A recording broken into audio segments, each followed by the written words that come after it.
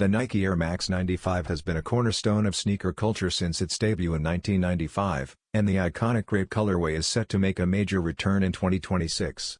A newly revealed sample of the Nike Air Max 95 Grape Big Bubble showcases an evolved design that brings back large visible air units, a detail missing from earlier retros.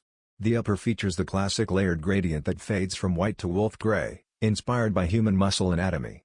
Bold court purple accents appear on the lace loops, tongue logo, and heel swoosh, while an emerald green air unit adds contrast and freshness to the white midsole.